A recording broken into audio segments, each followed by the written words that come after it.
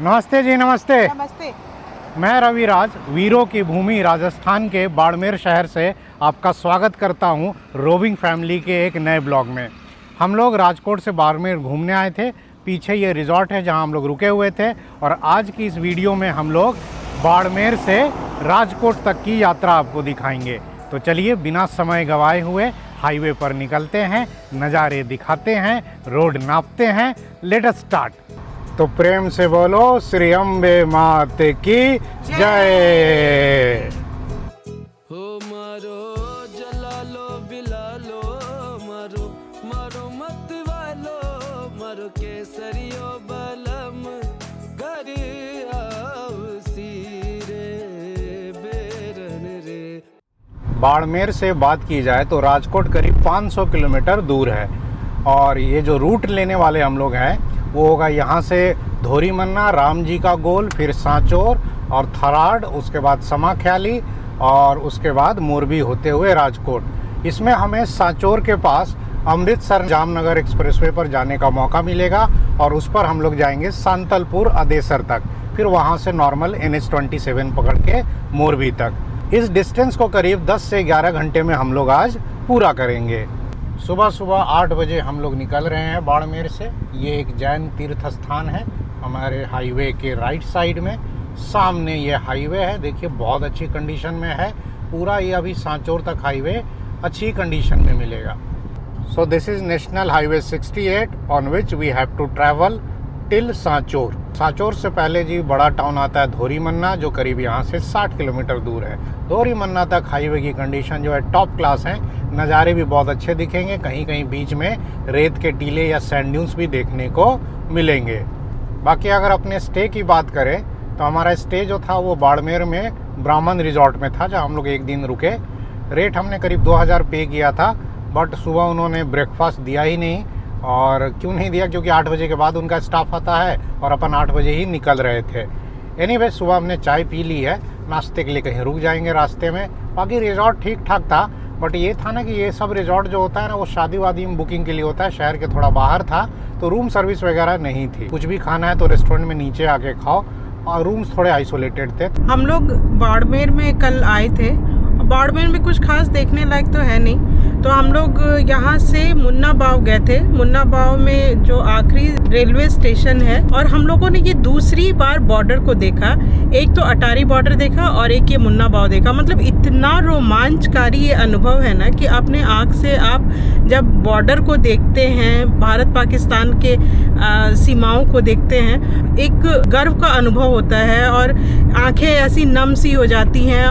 ये जो sand dunes दिख रहा है ना, मेरे को अपने पुराने टाइम की याद आ रही है। हम लोग वनस्थली में ना कभी कभी हम लोग ऐसे सैंड ड्यून्स वगैरह में लेकर जाते थे और वहाँ हम लोग इतनी मस्ती करते थे। पूरा धूल में लोट पोट होके आते थे, ऊपर चढ़ते थे सैंड ड्यून्स के ऊपर, फिर से और उस पर से फिसलते थे ऐसे, उसमें गोल गोल ऐसे रोल होके हम लोग नीचे आते थे।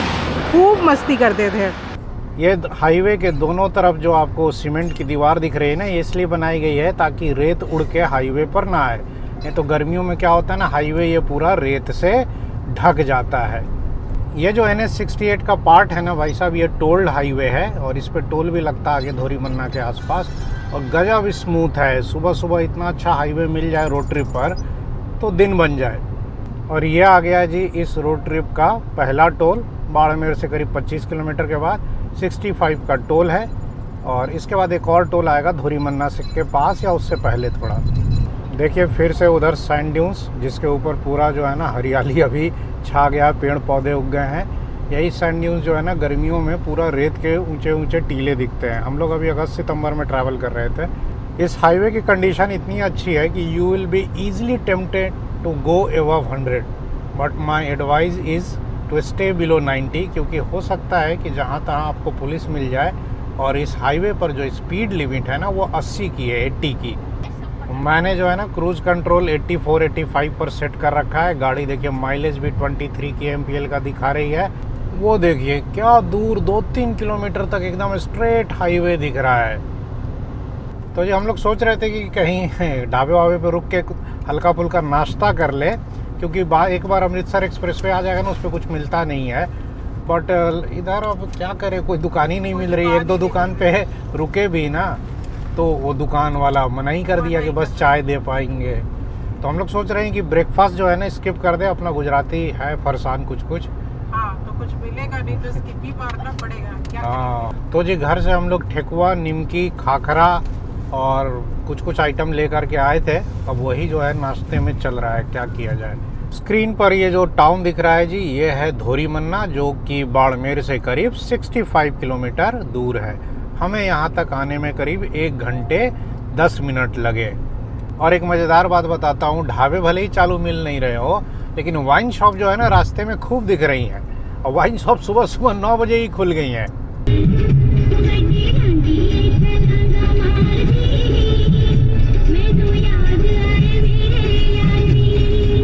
NH 68 पर ये आ गया जी धोरीमन्ना के बाद दूसरा वाला टोल प्लाजा। यहाँ 55 का टोल है। देखिए जी ट्रैफिक जाम में फंस गए हम लोग। ये सारी गायें एक साथ पता नहीं कहाँ से आ रही हैं, कहाँ को जा रही हैं। माते बीच में नहीं आते। तो जी ये जगह है राम जी का गोल, जहाँ अपन रुके हैं, क्योंकि वीना गई है पानी खरीदने के लिए। पानी ख़त्म हो गया है। बड़ा वाला बोतल नहीं है इनके पास। ये डालो रोविंग फैमिली, मिल जाएगा आपको अपना ब्लॉग। यहाँ राम जी के गोल पर रुके थे तो वहाँ पर एक दो लोग जो है चैनल का नाम पूछने लगे। एक्चुअली जब आप कैमरा लेके इस तरह से भीड़ भाड़ की जगह वाली जगहों पे निकलोगे ना, तो ये थोड़ा कौतूहल का विषय तो हो ही जाता है कि भाई ये कौन है कैमरा लेके चल रहे हैं। ज़्यादातर लोग समझ जाते हैं कि यूट्यूब के लिए वीडियोस बना रहे हैं, तो पूछ लेते हैं, तो अपन बता देते हैं। एक आध सब्सक्राइबर ऐसे भी बढ़ जाते हैं। राम जी का गोल जहाँ अपन रुके थे ना, वहाँ से एक हाईवे बगोदा के लिए निकलता है। 18 किलोमीटर पे बगोदा है, जहाँ से आपको एक्सप्रेसवे चालू कंडीशन में मिलता है। किधर के लिए? अमृतसर जाने के लिए। बाकी बगोदा से साचोर तक वाला एक्सप्रेसवे का काम ज़्यादातर पूरा हो गया है, लेकिन अभी उस पर टोल चालू नहीं है। लोग ऐसे जाते हैं कार लेकर। साचोर से करीब 30 किलोमीटर पहले हम लोग क्रॉस कर रहे हैं जी लूनी रिवर। इस नदी में जो है ना बरसात में भी पानी नहीं दिख रहा है, हल्का फुल्का पानी है, सूखी नदी रहती है। रामदेवरा जाने के लिए देखिए श्रद्धालु दिख रहे हैं जो झंडा लेकर के, कलरफुल झंडा लेके रामदेवरा धाम जा रहे हैं। अभी सावन का टाइम में या इस महीने में अगस्त सितंबर में बहुत लोग रामदेवरा की पैदल यात्रा करते हैं। और देखिए इधर क्या कलरफुल झंडे लेकर के जाते हुए लोग दिख रहे हैं। कहीं कहीं ट्रैक्टर में भी जा रहे हैं और वो बोलेरो वगैरह में भी देखिए गाने वाने बजाते हुए जा रहे हैं। साचोर से करीब 10 किलोमीटर पहले अपन रुक गए चाय पीने के लिए। होटल भाग्योदय है और जनता जो है वो गाड़ी से उतर रही है। बाबू अब थोड़ा उछल कूद करेगा। इसको बीच बीच में अगर नहीं छोड़ा गया ना तो गाड़ी में ही इसका एनर्जी ब्लास्ट हो जाएगा।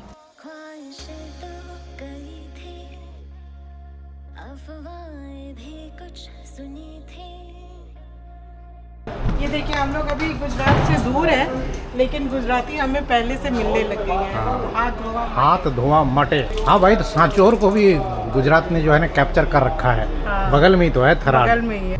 चाय पीकर अपन चल निकले और अपन अभी थोड़ी देर में सांचोर पहुंचेंगे। लेकिन इस एरिया में सड़कें जो है ना थोड़ी ख़राब हैं। बीच में देखिए ऐसे गड्ढे आ रहे हैं काफ़ी सारे। और ये रामदेवरा के यात्री लोग। तो जी धूल और मिट्टी से स्वागत हुआ है हमारा सांचोर में। सांचोर सिटी में ये जो हाईवे बीच से गुजरता है ना, इस पर 4 लेन का काम पिछले 1-1.5 साल से चल रहा है। इस कारण ये पूरा जो है ना 3-4 किलोमीटर 5 किलोमीटर लंबा ये फ्लाईओवर बन रहा है, जिसके वजह से हाईवे पूरा डिस्टर्ब है। अभी हम लोग सांचोर में हैं और मैं ये देख रही हूँ कि ये जो दुकानें हैं इनको रोज़ कितनी डस्टिंग करनी पड़ती होगी। रोज़ कितना धूल, एक तो ट्रैफिक का धूल और ऊपर से कंस्ट्रक्शन का धूल, कितना धूल जम जाता होगा सारे सामानों के ऊपर। अपन चौराहे से तो आगे निकल गए, लेकिन देखिए इधर फ्लाईओवर का काम दूर दूर तक दिख रहा है। और अपनी हो गई है जी मून लैंडिंग। अरे गड्ढे ही गड्ढे हैं, उसी में धीरे धीरे हिचकोले खाते हुए गाड़ी जो है ना वो बढ़ रही है। छलांगा मार दी। हाँ, अब गड्डी जांदी है छलांगा मार दी, मैनू याद आंदी अपने यार दी। हम लोग आ गए जी अमृतसर जामनगर एक्सप्रेसवे पर। और ये पीछे से ना बगोदा से आ रहा है, जो स्ट्रेच अभी चालू नहीं है। यहाँ देखिए लाल बत्ती हरी बत्ती ऑन है, एक्सप्रेसवे चालू है। यहाँ से सांतलपुर तक हम लोग जाएंगे, करीब 125-150 किलोमीटर। तो देवी और सज्जनों, guys and girls, welcome to Amritsar Jamnagar expressway.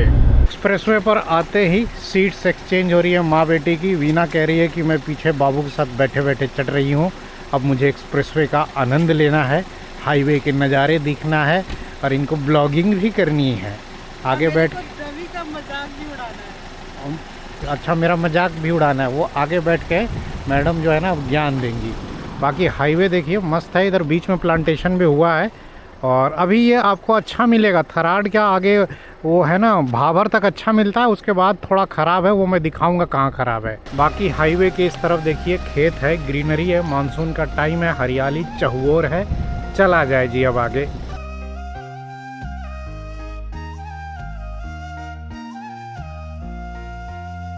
रातों को पल के क्यों भारी लगे, निंदिया भी मुझको ना प्यारी लगे, कटता नहीं है। मुझे गुजरात बॉर्डर पर पुलिस ने रोका, पूछा कहाँ से आ रहे हो, कहाँ जा रहे हो, चेकिंग नहीं की।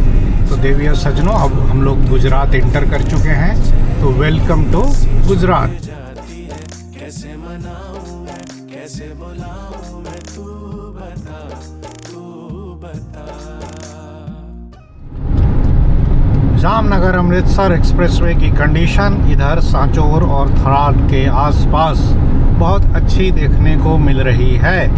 इधर हाईवे में गड्ढे वड्ढे नहीं हैं और हमने क्या किया है कि क्रूज़ कंट्रोल 100 पर सेट कर रखा है।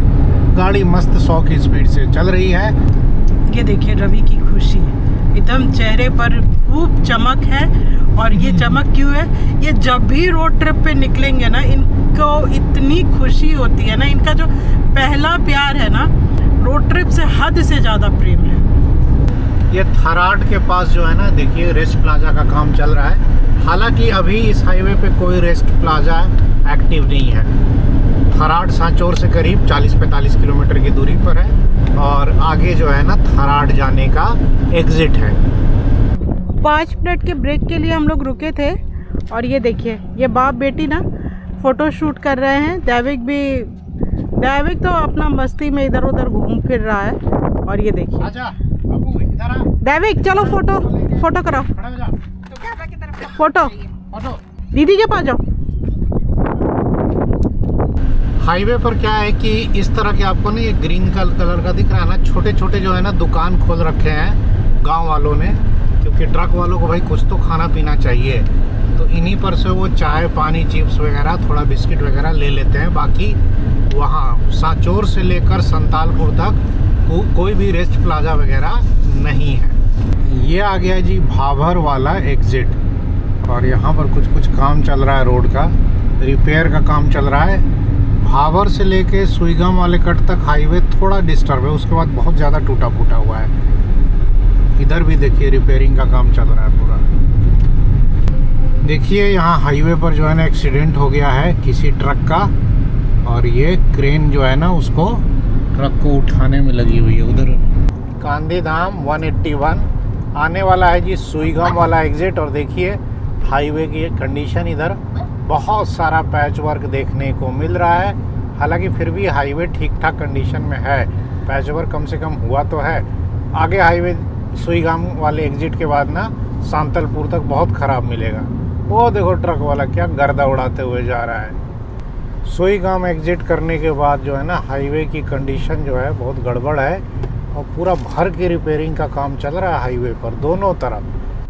ये देखिए जी जामनगर अमृतसर एक्सप्रेसवे की कंडीशन, कितना ये यार गड्ढा हो गया इसमें या गड्ढों में सड़क हो गई है पता नहीं। अरे वाह, इधर रिपेयरिंग का काम लेकिन शुरू कर दिया गया है। ये देखिए ये लालू जी का जमाना याद आ रहा है। हाँ, हमें तो अपना वो लालू जी वाला बिहार याद आ रहा है। उसमें ना गड्ढों में ऐसी सड़क ढूंढनी पड़ती थी थोड़ी थोड़ी। बोर्ड पे जैसा दिख रहा है सांतलपुर से 14 किलोमीटर पीछे अपन रुके हैं क्योंकि सीट्स एक्सचेंज होगी। अब लवी फिर से बैठेगी आगे। बाकी हाईवे जो है ना इधर पीछे की तरफ रिपेयर हो गया, बहुत टूटा फूटा है। बट उधर जो अमृतसर की तरफ जाने वाला स्ट्रेच है ना वो अभी भी टूटा फूटा हुआ है पूरा। सुईगाम से लेकर जो सांतलपुर तक वाला स्ट्रेच है ना भाई साहब, यही पूरा डैमेज है। अब जो भी इस स्ट्रेच के कॉन्ट्रैक्टर होंगे, पता नहीं क्या हुआ, लेकिन रिपेयर का काम चल रहा है। तो ये आ गया जी सांतलपुर वाला एग्ज़िट, जहां हम लोग अब नेशनल हाईवे 27 में कनेक्ट होंगे। Welcome to NH 27। इस पर भी जो है ना 6 लेन एक्सपेंशन का काम लगा हुआ है, क्योंकि यहाँ से लेके मालिया तक जो है ना यही हाईवे जामनगर अमृतसर एक्सप्रेसवे का पार्ट बनेगा समा ख्याली होते हुए। इस हाईवे पर भी अभी ना बरसात में बहुत गड्ढे हो गए हैं, तो इसमें भी आप बहुत तेज़ नहीं चल सकते। अदेसर से 15-20 किलोमीटर आगे आने के बाद ये होटल बाबा रामदेव पर हमने गाड़ी लगा दी। देखा 1-2 कार्स रुकी हुई हैं, 1-2 लेडीज़ हैं। इस हाईवे पे ढाबे कोई खास अच्छे मिलते नहीं हैं। यहाँ पूछा तो खाना मिल जाएगा, तो ज़्यादा नखरा नहीं किया, जो अवेलेबल है चुपचाप खा लेने का। और दैविक जो है ना खटिया पर एक खटिया से दूसरे खटिया पे कूद रहा है।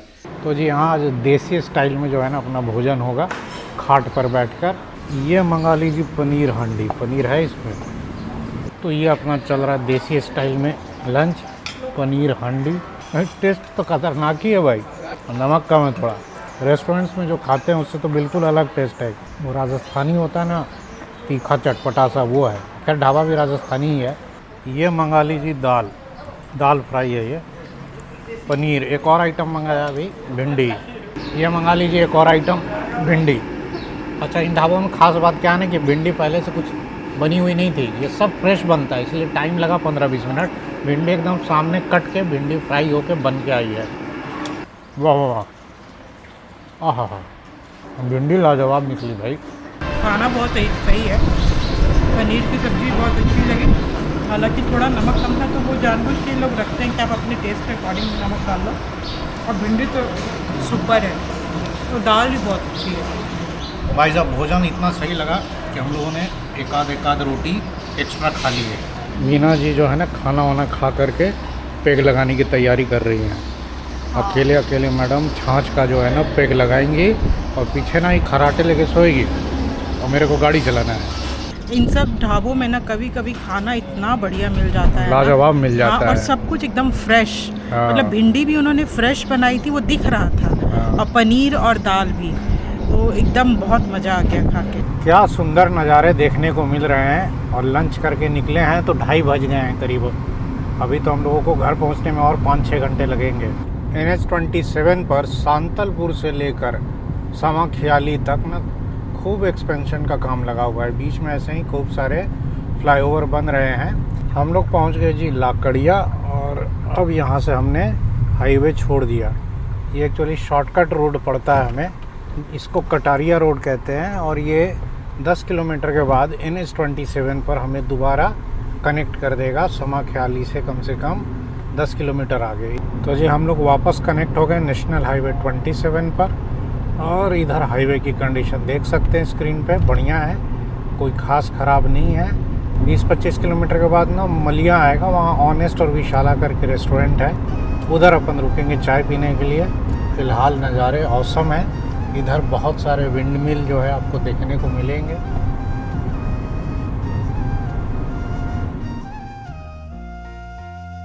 रातों को पल के क्यों भारी लगे, निंदिया भी मुझको ना प्यारी लगे। तो जी मालिया के पास अपन रुक गए, श्री मारुति नंदन। पहले ये गैलॉप्स हुआ करता था, अब पता नहीं कि क्या हुआ। शाम के अभी करीब 4 बजे हैं, हम लोग मालिया पहुँचे हैं। यहाँ से करीब अभी समझ लीजिए तो 2.5-3 घंटे और लग जाते हैं राजकोट पहुँचने में। शाम को ट्रैफिक भी बहुत ख़तरनाक रहता है। वैसे चाय अच्छी दिया है। और मीना जो है ना छाछ पी के मैडम खूब सोई है। हाँ। नहीं इसके चक्कर में मेरे को नींद आने लगती है। बीच में गाड़ी लगा करके मैं भी 10 मिनट ऐसे ही सो गया, मतलब लेटा था, नींद तो आई नहीं। उसके बाद फिर चला। कटता नहीं है सफर ये मेरा, जिस रास्ते तो ना रहे जाना जो। तो ये है जी मोरबी टाउन का नज़ारा शाम के करीब 6:15 बजे।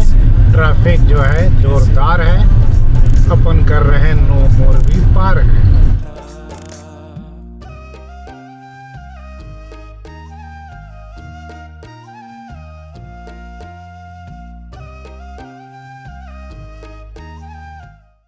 तो तो जी फाइनली रात के 8 बजे हम लोग पहुंच गए राजकोट अपने घर। 500 किलोमीटर गाड़ी चली है। कितना टोल लगा, कितना डीजल लगा, वो स्क्रीन पर मैं फ्लैश कर दूंगा। एक और शानदार ट्रिप जो है वो ख़त्म हुई। बाकी अगर टोटल खर्चे की बात करें इस ट्रिप में, तो आप समझ लो कि 6000 के आसपास का डीजल लगा। गाड़ी चली है 1300 किलोमीटर। 2000 होटल तो 8000 और 3000 बाकी खाना पीना, कुछ टोल मिला लो तो 1000 और ले लो। 12000 के अंदर ये पूरी ट्रिप हमारी हो गई 2 दिन वाली। तो अब समय आ गया है कि इस ब्लॉग को यहीं एंड करूं। फिर जल्द मिलेंगे अगले ब्लॉग में। तब तक आप अपना ख्याल रखें। नमस्कार।